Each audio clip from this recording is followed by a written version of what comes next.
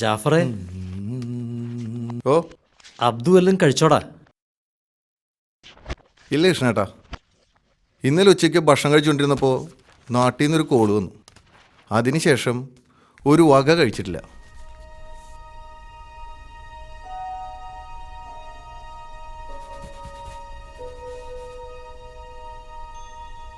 മതി കൃഷ്ണ തേച്ചത്.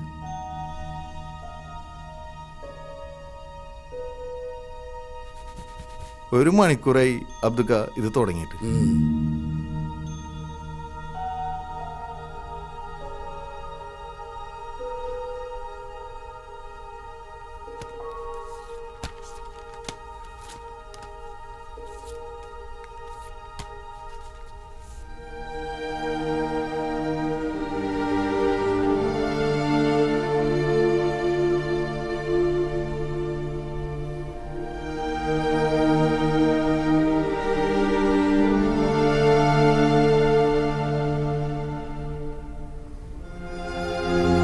ഇതുപോലെ അബ്ദുക്ക, അതൊക്കെ മതിയടാ.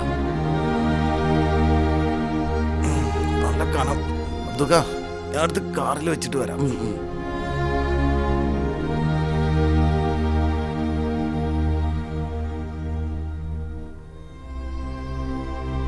അബ്ദു, നീയൊന്നും കഴിച്ചില്ലല്ലോ.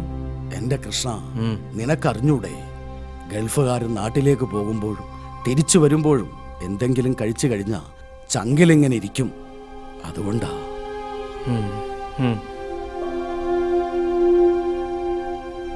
കൃഷ്ണ, നമ്മൾ സ്വപ്നം കണ്ടതുപോലെ നമ്മുടെ മക്കളൊക്കെ വളർന്നു വലുതായില്ലേ? അവരുടെ ആഗ്രഹങ്ങളൊക്കെ നമ്മൾ സാധിച്ചു കൊടുത്തില്ലേ? കുറച്ചു കാലം നമ്മൾ പറയുന്നത് അവര് കേട്ടില്ലേ? ഇനിയുള്ള കാലം അവര് പറയുന്നത് കേട്ട് അവരുടെ ആഗ്രഹങ്ങൾക്കനുസരിച്ച് നമുക്ക് ജീവിക്കണം. നീ പറഞ്ഞത് ശരിയാ. അല്ലെങ്കിലും ഈ 6 അടി കട്ടിൽ നിന്ന് 6 അടി മണ്ണിലേക്ക് അധിക ദൂരമില്ലെന്ന് എനിക്കറിയാം. ഞാനും മതിയാക്ക അബ്ദു. താമസിയാതെ ഞാനും വരുക. നീ ധൈര്യമായിട്ട് പോ. പിന്നെ എയർപോർട്ടിലേക്ക് ഞാനില്ലടാ.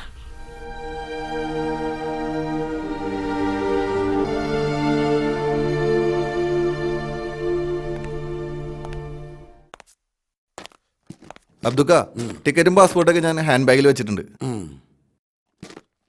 അബ്ദു, നീ ഒന്നും എടുക്കാൻ മറന്നിട്ടില്ലല്ലോ? ഞാൻ എൻ്റെ മൊബൈല് മറന്നു എന്നൊരു സംശയം. ഞാൻ ഇറങ്ങിയോന്നറിയാൻ അഷറഫ് മോൻ ചിലപ്പോൾ വിളിച്ചേക്കും. ആ, നീ ഇനി തിരിച്ചു നടക്കണ്ട. ഞാൻ പോയി നോക്കിയിട്ട് വരാം.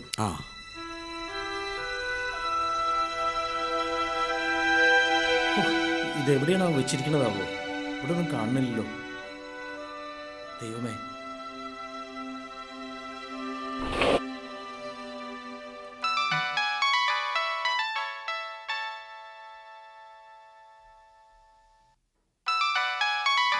ആ, ഇതിന്റെ അടിയിൽ കൊണ്ടുവന്ന് വെച്ചിരിക്കുക.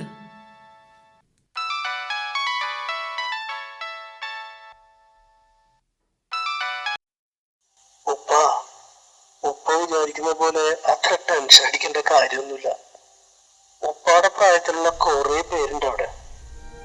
നേരം പോക്കിന് അത് മതിയല്ലോ. സമയത്തിന് മരുന്ന് തരാനും ഭക്ഷണം വിളമ്പി തരാനും എല്ലാത്തിനും ആൾക്കാരുണ്ട്. ഉപ്പ കേൾക്കുന്നുണ്ടോ ഞാൻ പറയുന്നത്? പിന്നെ ഉപ്പ ഗൾഫിൽ നിന്ന് നേരിട്ട് വരുന്നതുകൊണ്ട് അവരുടെ ഒരു പ്രത്യേക പരിഗണനയുണ്ടാവും. ഇക്കെല്ലാം പറഞ്ഞ് ശരിയാക്കിയിട്ടുണ്ട്. പിന്നെ ഇടയ്ക്കൊക്കെ ഞാനും ഇക്കയും പിള്ളേരും കൂടി വരുമല്ലോ പണം കാണാൻ.